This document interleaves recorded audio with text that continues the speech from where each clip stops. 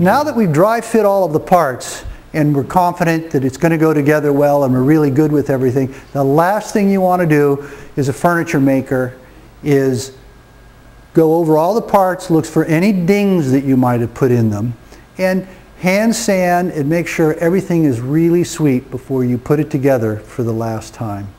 Make sure that your glue bottle, that the flow of the glue, that it flows well and comes out easy. Believe it or not, it's important. And I am going to put it on the inside cheeks of the mortise. You want to get good coverage in there. This is like buttering a piece of toast. You want to put it on there. You want to get enough. If you leave too much on, you'll get excess squeeze out. But since we have cleanup equipment, the excess squeeze out is not going to be a problem. I'd rather make sure that I have plenty of glue on it. By having all the right equipment ready to go, you don't wind up letting things dry. I'm going to do this one at the same time. So I'm going to put this apron in this hole. I'm going to pick this apron up, put it in here. Again, it's always easier to do it in the horizontal plane. You can see there's a fair amount of glue that's squozen out of those joints. And I can just take that off with the toothbrush. It's so easy. Now we'll put our clamp on it. It takes very little pressure. You do not need to over clamp it. And now I'm going to put together the second end assembly.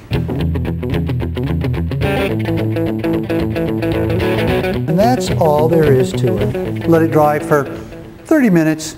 Longer is fine. So now on my work table I've got laid out the two end assemblies which we assembled earlier, and they're all dry so I don't have to worry about them.